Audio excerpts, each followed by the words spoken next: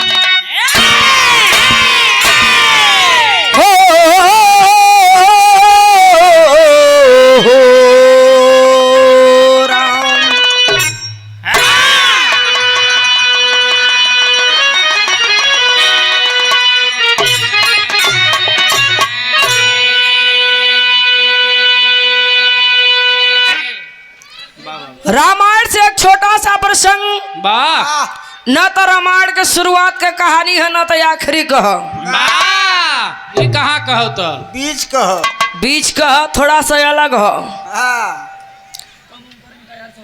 Hello hello आवाज कम कर दिले हो भैया तनी तनी खोल दा। हेलो हेलो 4 लाइन कवि जी भूमिका के भाव में संकेत कैलन तो ऐसा लय बना के मास्टर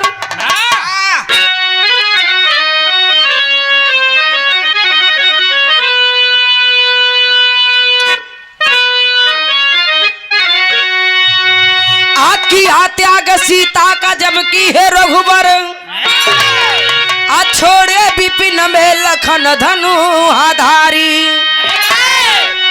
और रहती सिया वाल्मीकि आश्रम में जाई अलो और कुछ पलते कुटिया मझारी इधर राज का भार रघुबर संभाले भरत शत्रुघ्न लखन धनु आधारी खलती सिया की कमी राम जी को सिया के विरह में थे हरदम दुखारी।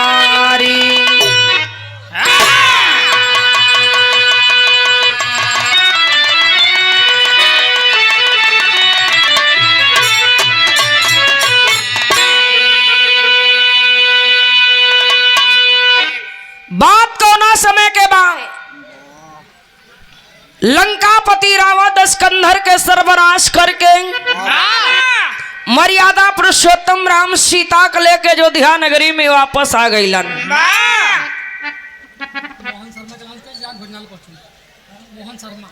मोहन शर्मा जी जहाँ कहीं हो आप, जहाँ भोजन बन रहा है आप वहां पहुंचने का कष्ट करिए।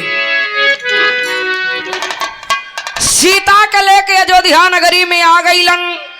अयोध्या नगरी में इतना दीप जलावल गयल, इतना दीप जलावल गयल, वही समय से दीपावली का शुरुआत हो गयल।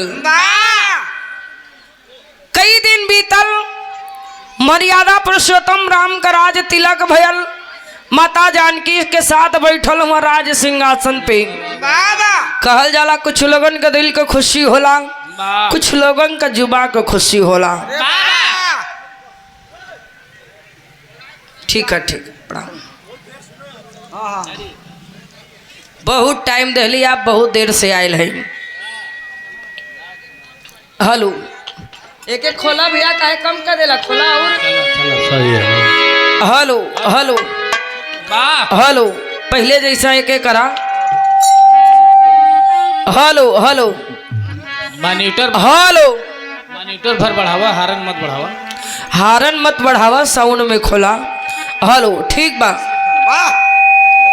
सिटिया कम कैला, हारन में मत खोला। हारन का आवाज कम रहेगा। कुछ लोगन का दिल को खुशी बा, कुछ लोगन का जुबा को खुशी बा। ऐसा ही देखत देखत काफी दिन गुजर गयल। एक दिन वही अयोध्या के नगरी में एगो धोबी ताना मरलस। वही धोबी के ताना मरले पे मर्यादा पुरुषोत्तम राम सीता का त्याग कर देहलन। लक्ष्मण ले जाए के सीता के जंगल में छोड़लन। वही जंगल में वाल्मीकि गुरुजी मिलन।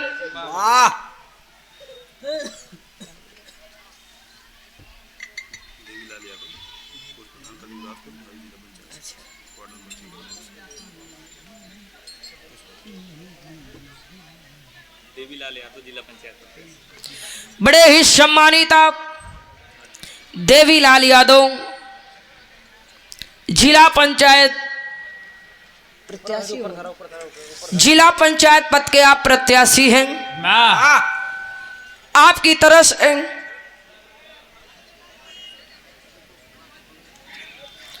सुंदर पंखुड़ियों में गुथा हुआ पुष्पहार, सुंदर ये अंग वस्त्र 500 रुपए का पुरस्कार देकर सम्मानित किया गया।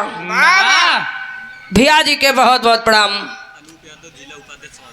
और ये अनूप यादव जिला उपाध्यक्ष समाजवादी पार्टी से 100 रुपए का पुरस्कार।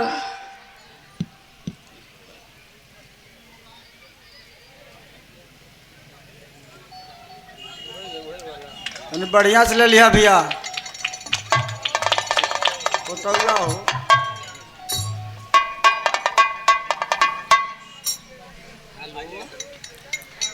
वाल्मीकि गुरुजी मिलन धर्म का बिटिया बनाए के कुटिया में ले गईलन। लौ का जन्म भयल कुश के कुशा से बनौलन। दोनों लइकन का पालन पोषण होखे लागल। राज सिंहासन समाज ले हवन मर्यादा पुरुषोत्तम राम तीनों भाई के साथ। लेकिन लोग चाहे जितना दिखावा करे, अपन परिवार आखिर में अपन परिवारे होला। सीता के वियोग में एकदम व्याकुल हुवन। वही व्याकुलता में भयल का एक लाइन कवि जी कव्वाली के भाव में संकेत कैला है मास्टर। ये हमारे खाटी हमारे प्रयागराज वाला हाँ, जोने के दद्दा राम कैलाश जी बड़े अंदाज से गावत रहलन। कैसे?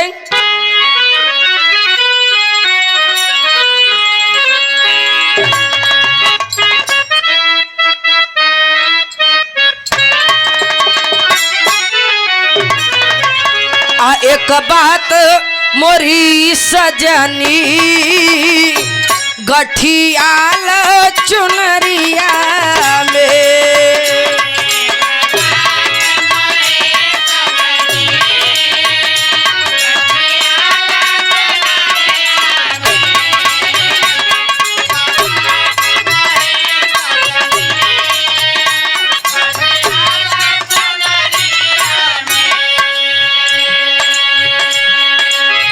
आयक बात मोरी सजानी अगठियाल चुनरिया में, चुनरिया में, चुनरिया में। बिना मोल कभी की जईबू, बिना मोल कभी की जईबू माया के बजरिया में।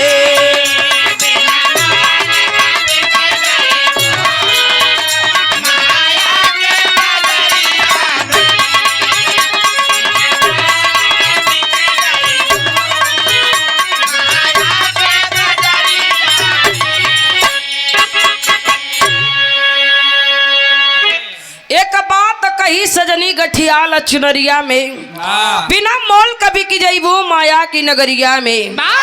ये माया की नगरी है, कहने को तो हमारे सभी है, मानो तो हमारा कोई नहीं है। क्योंकि मुट्ठी बांधे आए जगत में हाथ पसारे जाओगे, नहीं कुछ साथ लेकर आए, नहीं कुछ साथ लेकर जाओगे।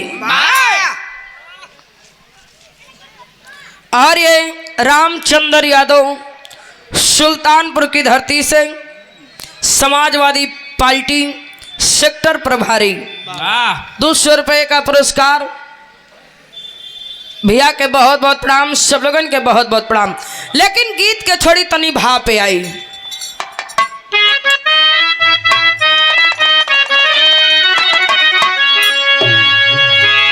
कहे राम गुरु जी से ये काया रचाना है।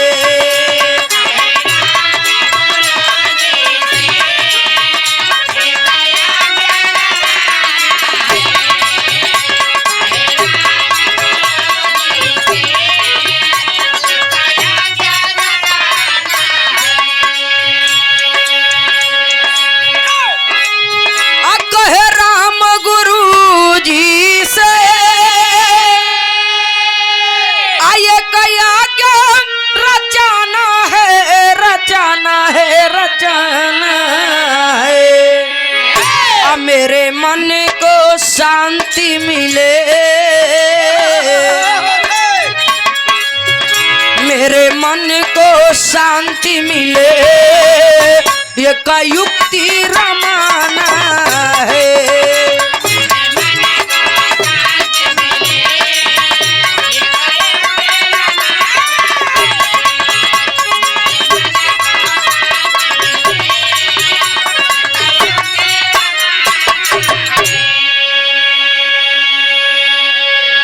कहे राम गुरु जी से एक यज्ञ रचाना है। वाह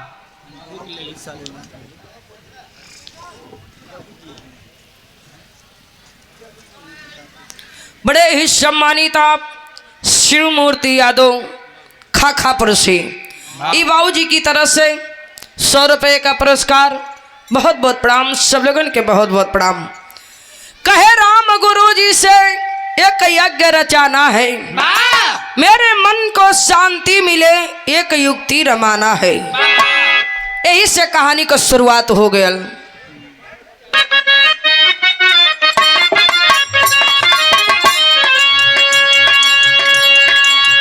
गुरु वशिष्ठ जी से रामचंद्र जी बोले,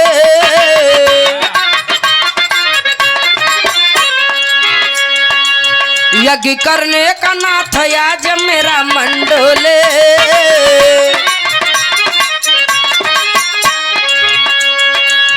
कहे वशिष्ठ जी विचार बहुत अच्छा है, आहुति पाके देवता भी करे रक्षा है।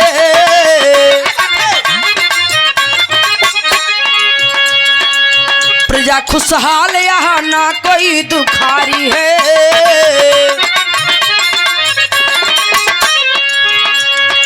रंग और राजा सभी आपके पुजारी है।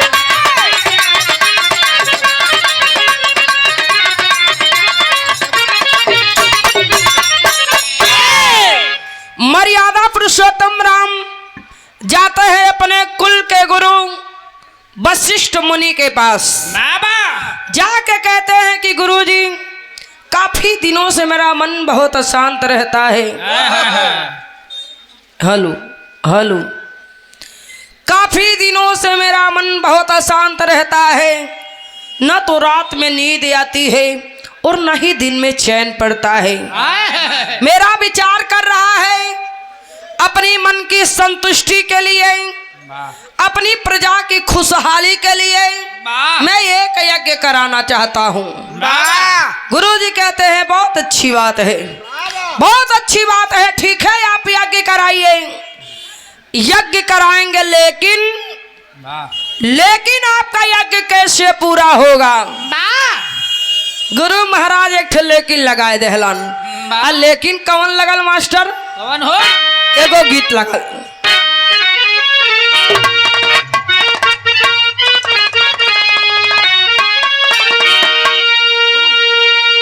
अगर मेहरारू को कोनो चीज के आवश्यकता होला ना तो बड़ा प्यार से मर्द के पास जाली, का जी रुआ आए गई नी, बैठी ली पानी पी ली, ले रुआ पानी पी। तबले हम चाय बना के लावत नहीं। जे ही चाहिए एक घूंट पियलन हा हाँ। मेहरारू कले की ए जी हाँ ये जी तेरी सीटी बढ़ाई।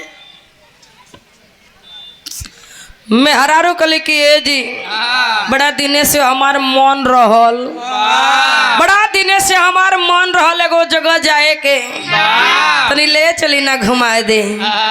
मर्दा कहे कहाँ जाए चाहतड़ हो तो कहे का कहे मास्टर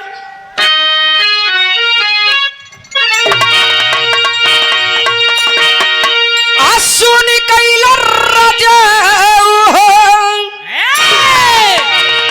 सुन कैला रजाऊ हो सुन कैला रजाऊ कचौड़ी गली सुन कैला रजाऊ तब मिर्जापुर के कैला गुला जार हो कचौड़ी गली सुन कैला रजाऊ।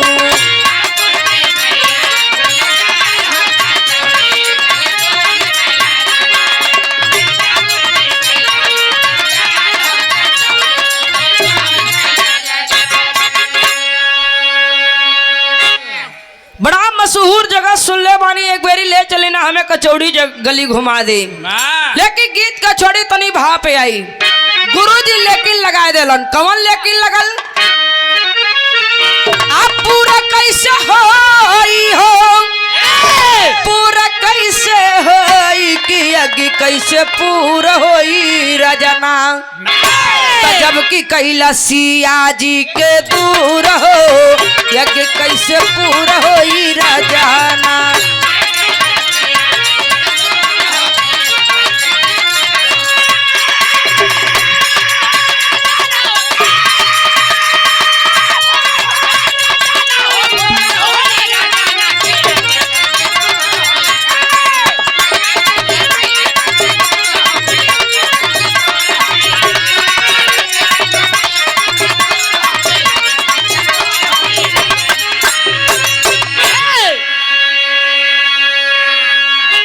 जब की कैला सिया जी के दूर हो कि कैसे पूर होई रजना हो लेला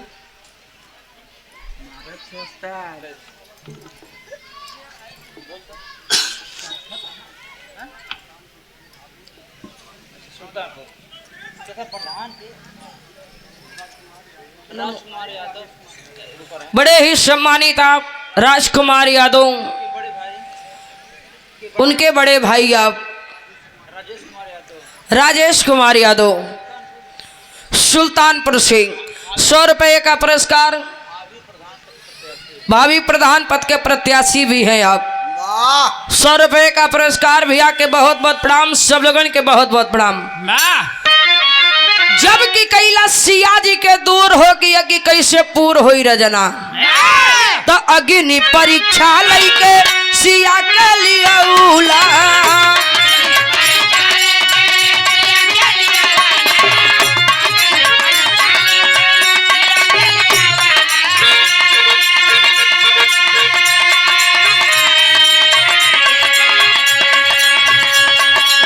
सिया जी के साथ कितना समय तू बीतौला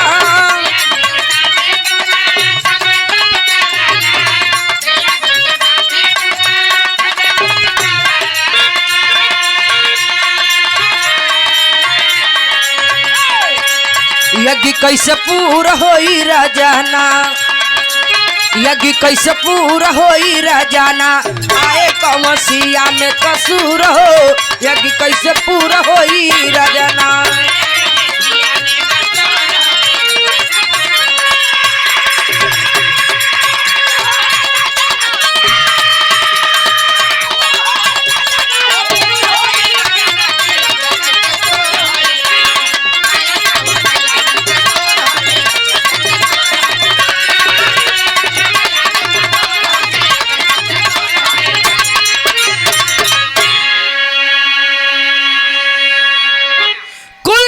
वशिष्ठ मुनि बताते हैं लंका से लाते समय अग्नि परीक्षा लेकर सीता को अयोध्या नगरी में लेकर आए।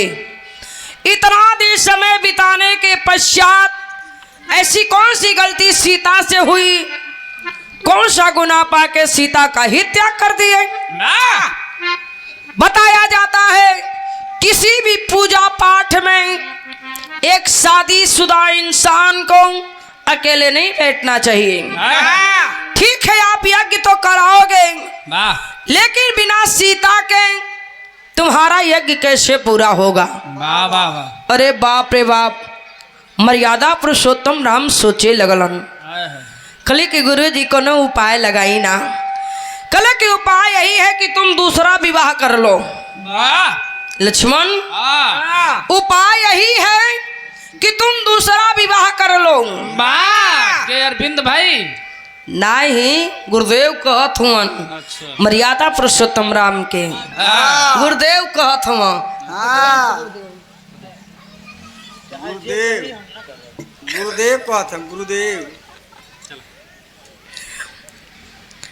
कहते हैं कि नहीं, हाथ जो लेलन कला की ना हो सकेला, कोनो और उपाय खोजी। तो गुरु जी उपाय खोजत वो तब लग गीत बदल गई मास्टर।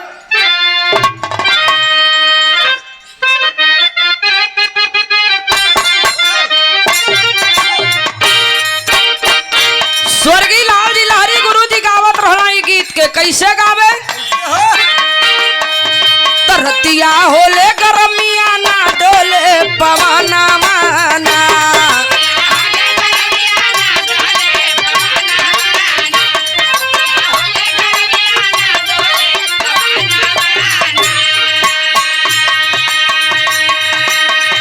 तब मारे गरमी के मारे मारे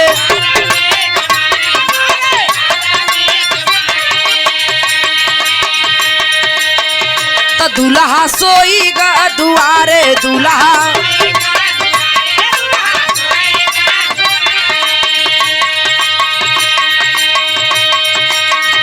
मोरे सासू नदिए जिन मारा में हनावाना।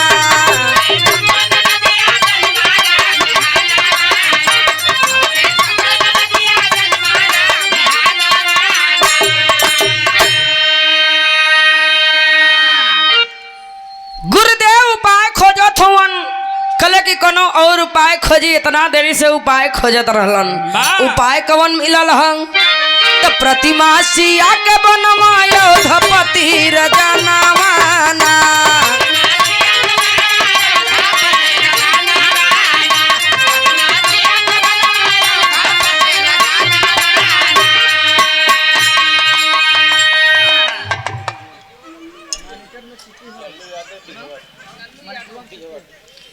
लल्लू यादव डीहवत सिंह, 100 रुपये का पुरस्कार।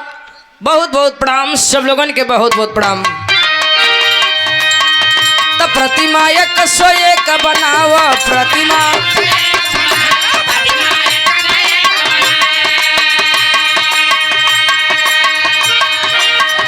तो राजन देरी ना लगाव राजन।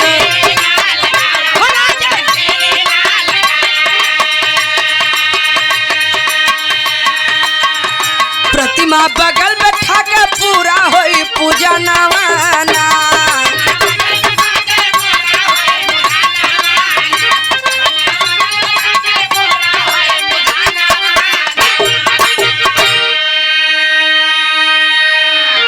गुरुदेव उपाय खोजला कि यदि आप दूसरा विवाह नहीं करेंगे तो एक ठे उपाय है कि आप सीता की प्रतिमा बनवाइए। सबसे पहले 101 प्रतिमा बनवा लीजिए, यज्ञ चालू हो जाएगा तो पर डे नियम से प्रतिमा बनती रहेंगी। मर्यादा पुरुषोत्तम राम कारीगरों को ऑर्डर देके बुलवा लिए। 101 प्रतिमा बन तैयार हुई, यज्ञ चालू हो गया। पर डे नियम से सीता की प्रतिमा बनाई जाती थी और मर्यादा पुरुषोत्तम राम के बगल बिठाई जाती थी। इसी तरीके से यज्ञ पूरा हुआ 16,100 दिन। 16,100 दिन यज्ञ हुआ। 16,100 सीता की प्रतिमा बनी।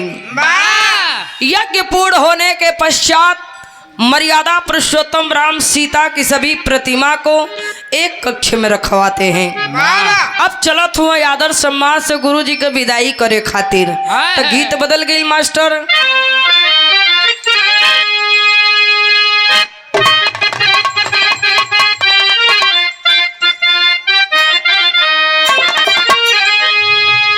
दूगो ननद भौजाई रहली, आपस में बतियावत रहली। भौजैया कहे ननदिया से का हो ननदो, कुछ गुण सहूर सीखले बड़ू कि ना?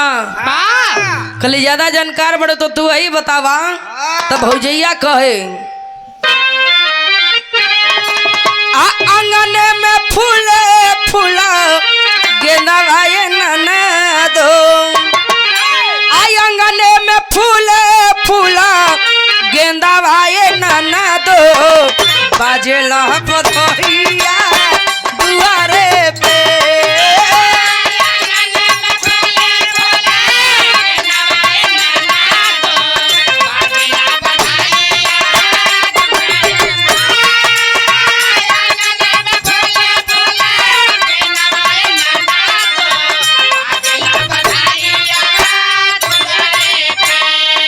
लेकिन ननदिया कहे कि ये भौजी है कुल छोड़, जवन तोर दुख है उहे हमरो दुख है, तई हमरा से कहले हम तोरा से कहली कष्ट हमन के कम हो जाई। तो कहे का कहले बिया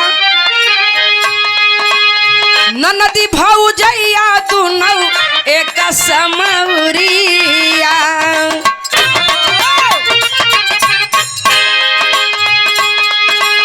ननदी भौजैया दुनौ एक समौरिया, दुनहुन का पिया पर देसिया हो रहा।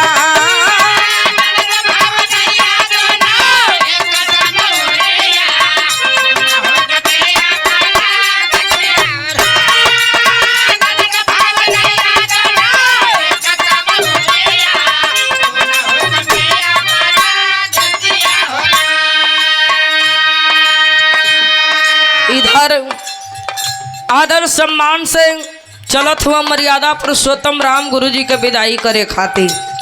विदाई कैलन, गुरु जी कुटिया की तरफ चल देलन। यज्ञ भैलपुर गुरु जी की हले पयनवा,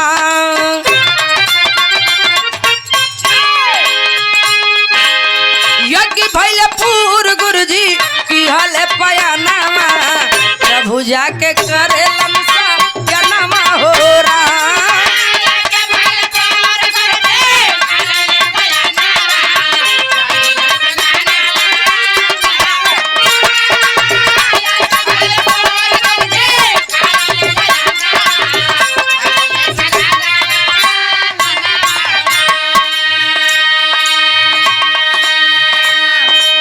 लेट जाके राम लेकिन निदिया न अवाली,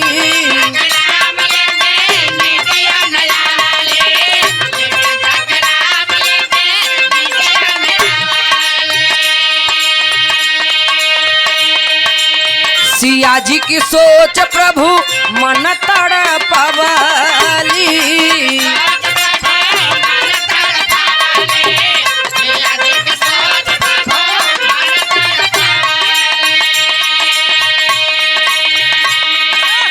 उठ चारपाई छोड़ी जग के विधानामा, उठ चारपाई छोड़ी जग के विधानामा, धीरे धीरे धरे लनचा चनमा हो रहा।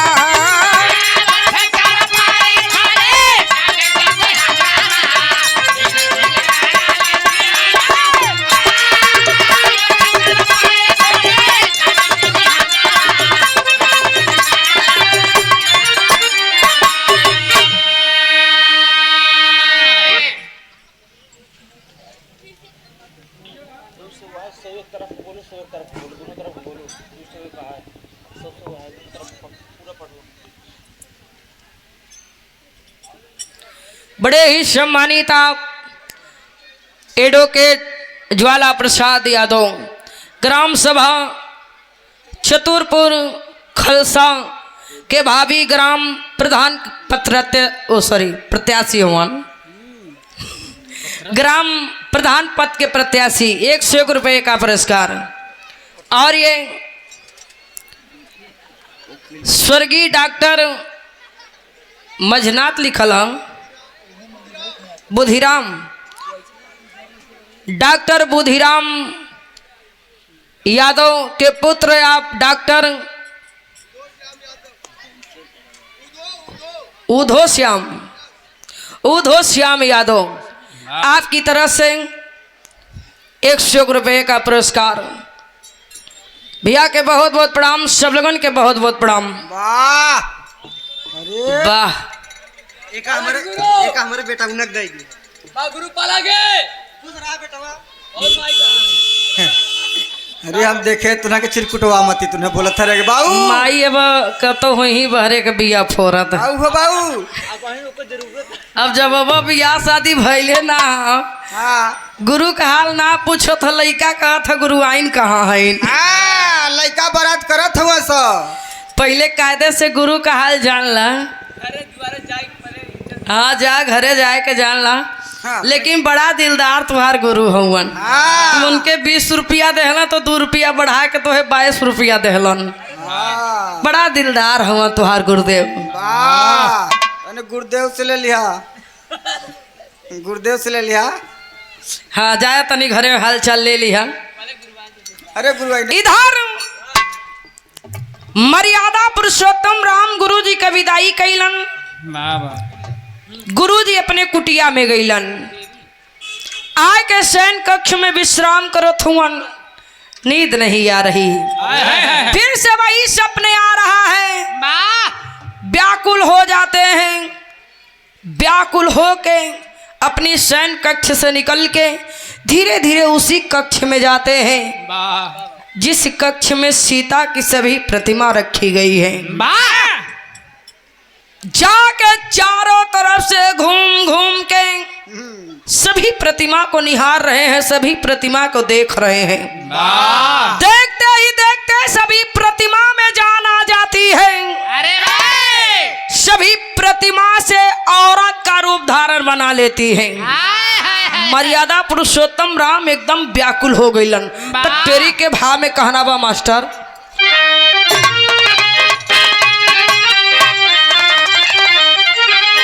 आई अवध की महारानिया बनी, आई अवध की महारानिया बनी, 16,000 एक सौ सुनिए बारी धनिया यार हो धनिया यार हो धनिया। 16,000 एक सौ सुनिए बारी धनिया, अवध की महारानिया बनी। पूरे राजमहल में हलचल मच जाता है। अरे बाप रे बाप, यज्ञ के लिए जो प्रतिमा बनाई गई थी सभी प्रतिमा में जान आ गई। सभी प्रतिमा से औरत का रूप धारण बना ली है। नगर की औरतें दौड़ती हैं देखने के लिए।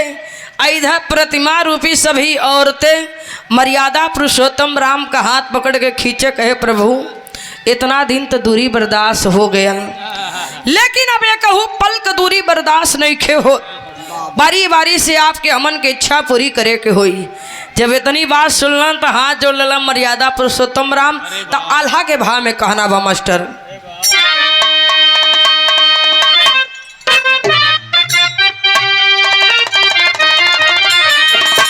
कहे राम केहू के नाही इच्छा पुरऊ बई भैया,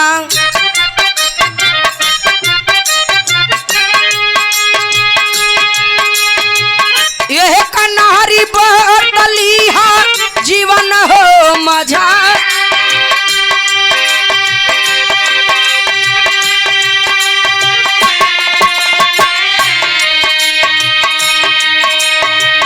टूटे ना प्रतिज्ञा सब सुनिला गुजरिया भैया,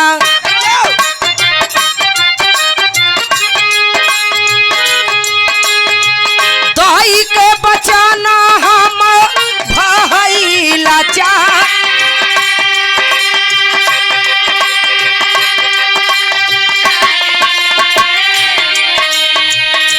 मर्यादा पुरुषोत्तम राम हाथ जोड़ लेते हैं। एक नारी ब्रह्मचारी वादा किया हूँ सीता से, सीता के अलावा किसी पराई स्त्री के बारे में सोच भी नहीं सकता। साथ रहने की तो बात ही अलग है, लेकिन एक वादा जरूर करता हूँ, जब न लगी आस प्यास सबके बुझऊ भाई भैया।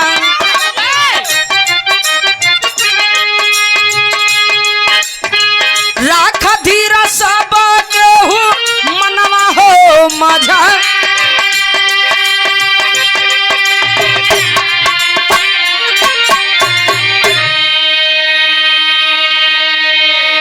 कहे इच्छा तो पूरी नहीं कर सकता, लेकिन एक वादा जरूर करता हूँ, जो भी आप लोगों की इच्छा है इस इच्छा को मैं जरूर पूरी करूंगा,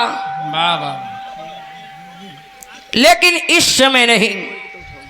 कब पूरा करी हम बतावत हो, आखिरी प्रमाण में कहना बा।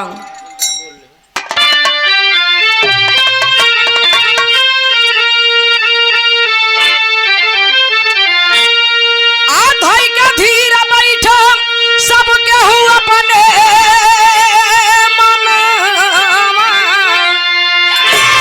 आधाई का धीर बैठा सब केहू अपने द्वापर युग में पूरे सबके यार मनवा।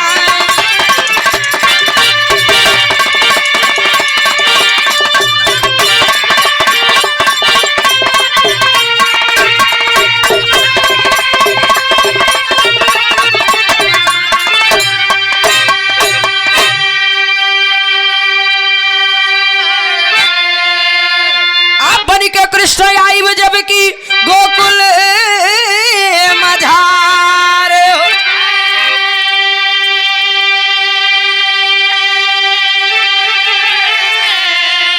आ सबके साथ मिली हम करब बिहार हो।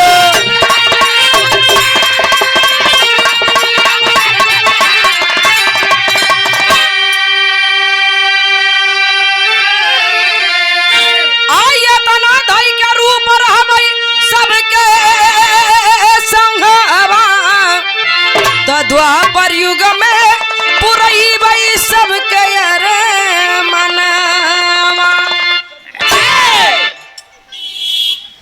कहे कि इच्छा आप लोगों की जरूर पूरी करूंगा, लेकिन इस समय नहीं। द्वापर युग में जब कृष्ण का अवतार लेके आऊंगा उस समय आप लोगों की इच्छा में जरूर पूरी करूंगा। बताया जाता है वही मर्यादा पुरुषोत्तम राम द्वापर में जब कृष्ण का अवतार लेके आते हैं, वही प्रतिमा रूपी सभी औरतों का दूसरा जन्म सभी गोपिकाओं का मिलता है। जब भी जंगल में बांसुरी बजाते थे श्री कृष्ण भगवान सभी गोपिकाओं के साथ रास रचाते थे। तन से नहीं लेकिन मन से सबका इच्छा पूरा कैलन। नाचत राधा के संग रहलन, लेकिन दिखात सबके संग रहलन। तन से नहीं लेकिन मन से सबका इच्छा पूरा कैलन। आखिरी प्रमाण में गुरु घराने का परिचय बा कहना बा।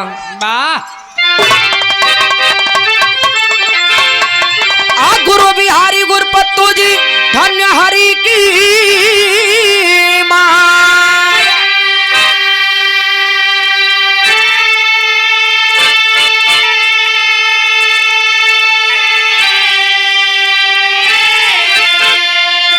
आकाशी बोलो जी स्वर्ग में गईलन, कहीं धूप कहीं छाया।